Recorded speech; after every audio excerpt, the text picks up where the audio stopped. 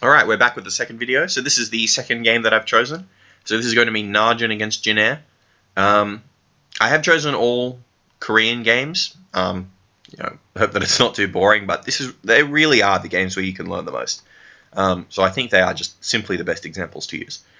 So again, we look at the comps. Now, Najin did not have a great showing in this season, but they still showed some glimpses of strategy and greatness, so choosing the right games, you can find some good stuff to view from them. And, okay, we're looking at a second Jin Air game. Unfortunately, they're either on the right or the wrong side of a lot of these games. Sorry if that's a little plain. Okay, so they are going to bring up the team comps here in the middle of the screen, I think. Alright, cool. Okay, so we'll just look at them here. So Duke on this top lane, he will want to be in the 1 versus 1 versus Trace. Na has the lane matchup advantage over Maokai. Now, the problem with Na in a lane swap is that while he is in mini Na, he is very easy to gank. He's very squishy, and he doesn't have any CC. His jump is very short range. The only way you can extend the range, so if you hit an enemy champion, you're actually not really getting out of range of them at all. You're actually at the same range that you were before you used it, basically. So the only way you can increase your own range, let's say if you're at a tower, is to jump backwards to a creep wave. So if the enemy team times the gank properly, you won't have that option. So he's really going to struggle. Maokai, on the other hand, very tanky in the early game. He's got that heal just off an auto attack, so it's pretty much always available to him if he gets dove. He's got multiple forms of CC, including a targeted route, which makes it really hard to dive in because he really can lock you up in that tower aggro for a long time. And he's got good wave clear at the tower, so plenty of advantages there. Lee Sin, Jarvan, very similar champions in terms of their role in a lane swap. They're very strong levels 1, 2, and 3. Very high damage output. Lee Sin less so of a CC element than Jarvan, so bit disadvantage there, but I think he does provide a little bit more damage, especially on executing. So I'd say Lee Sin's a little bit favored if a lane swap is going on, which at the moment it looks like Jin Air want. Again, this time it's just a farm lane in mid, so not much to say about that. Each champion will be able to play very far back. Victor a little less safe, but with the pressure of a Karthus, you'd think there's no pressure from a Karthus, so you think he'd be safe at early levels. Now, the bot lane. So here's where it's interesting. Now, to me, this bot lane is actually quite even. Perhaps I would give a slight edge to Kog'Maw and Thresh in the 2v2. Now, the reason I say that is because Thresh normally has an advantage over Annie in lane.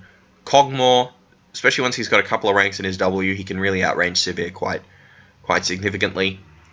The advantage that Sivir has, especially if she wants to go in a lane swap, is she's much faster at pushing waves and pushing towers, if that's what you want to do in the swap. So she certainly has that advantage. Both Annie and Thresh are capable of roaming in a swap, so that could be quite impactful based on, at least that's a very dynamic position we have here between Annie and Thresh. So I think Jin Air will want to swap. Okay, they won't want this 1v1, they won't want this 2v2 particularly, and they have the opportunity to push fast with the Sivir because she's got much more wave clear than a Kog'Maw at early levels, and she's got that auto attack reset. You'll want to get a fast push going. Kog'Maw just wants time to farm as well. I mean, it does give him something if you do a lane swap, so you just need to be fast in punishing the fact that he's just going to be freezing the wave. So you do want to just be pushing fast. So let's try and roll into level 1. Okay. So again, each team going with a pretty standard fan. Nothing significant here. Just have a look at where the greens are put down. Okay, greens put in here. I think Tank and GBM just saw each other. The bot lanes have seen each other.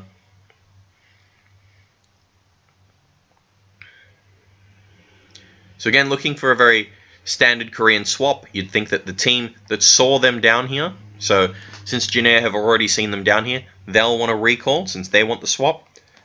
Duke is going to, again, put his ward in here and probably recall. Okay, so just skip 30 seconds out of the video. But what we can see is that they did recall. Duke didn't put his ward down. He still has his ward. That's a bit unusual. Normally you would put it in here to try and spy for a freeze. So Najin are not reacting in the same way. They are not reacting in the same way that we saw in the first game.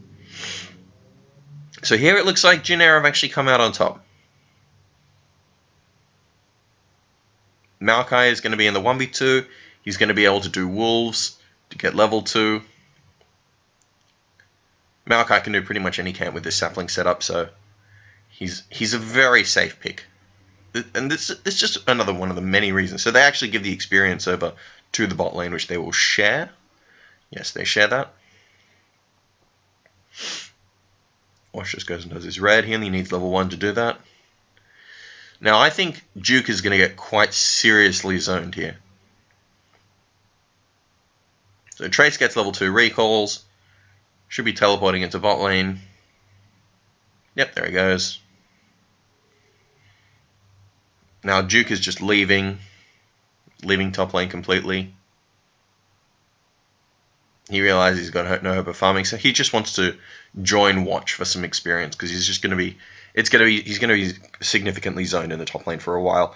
CSing with Boomerang is very hard, and with the increased cooldown on it since the nerfs, you actually don't end up getting much farm at all if you try farming with just that.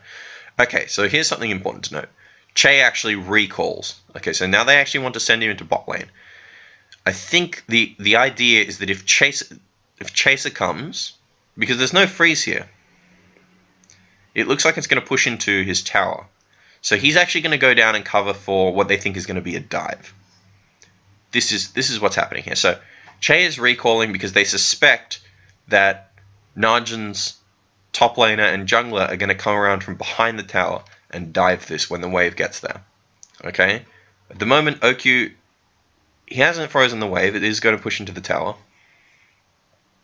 Yeah, so Trace is clearly weary of this gank coming. He's going to throw some saplings down. He puts his trinket down in river. They're very sensible. So they want to do everything they can to secure Maokai, this huge wave here.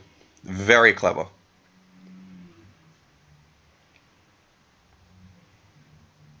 It's so important that he doesn't get dove on this wave, because if Najin's lane, if Najin were there to capitalize on this and make a dive, Maokai would fall so far behind,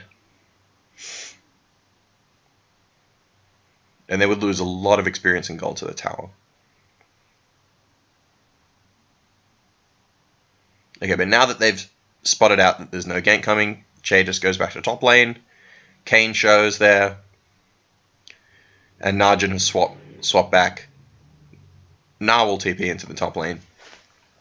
And they will have a kind of, slightly unorthodox 2v2 where the top laner is laning with the support, but Na can do okay with the support. You are going to have to be passive because you do lack range.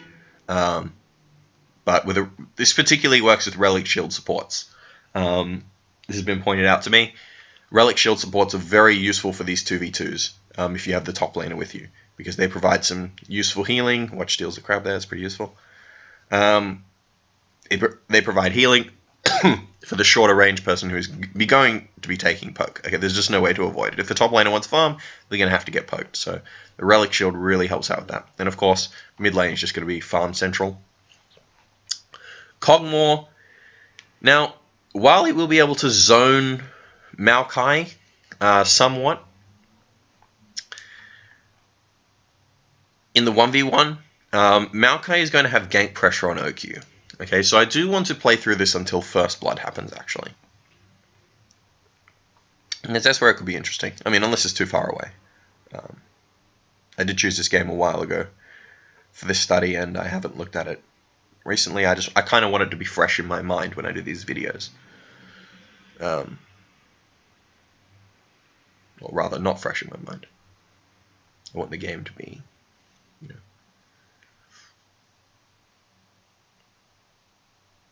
Okay, so Chaser gets the crowd. He's going to clear out the ward from Watch.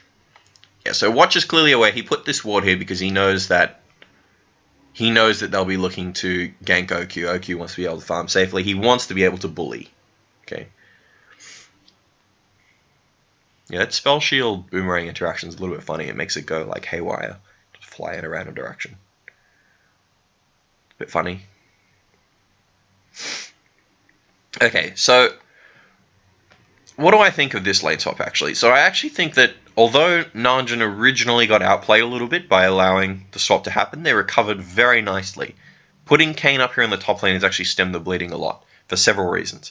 First of all, Kog'Maw is going to be able to farm 1v1 against Maokai, so there's no reason for Kayn to be in the bot lane.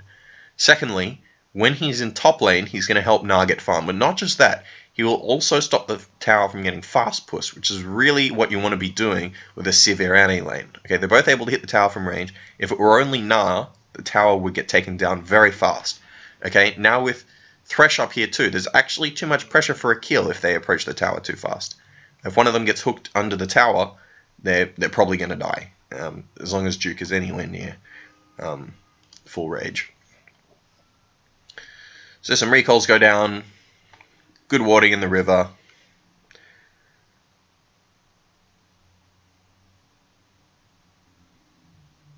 But this is what Chaser should be known for. He just buys so many wards. Look at this. So many wards. Having watched a lot of his play, he just buys a lot of wards.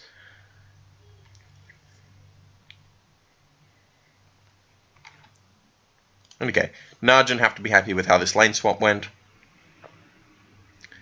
Jhin aren't really able to punish it at all. Chase is going to come into the top lane. And we'll just see what happens here, and then I think we might go into the next game. Okay, it looks like he was spotted out there by a ward. Yep. They back off. That was slightly incorrect gang pathing there by Chaser. He probably should have gone this way and then just straight through the tower. Instead, he walked through a particular area where he will be seen by a ward and try. So, okay, OQ does some zoning, takes a tower shot, but that's okay. Maokai isn't able to go on him with solo health, and OQ still has heal. And that's something you always need to be aware of. It's actually something that does happen in top laners a fair bit if you watch amateur play. They go on AD carries and they think, oh, I've got the advantage now, he's chunked out a bit, and then they pop heal and they just kite you a little bit too much and have a little bit too much health for you to burst. Okay, tank caught a little bit out of position there. Not the greatest gravity field there by GBM, but I guess that may have cost them the kill. Maybe.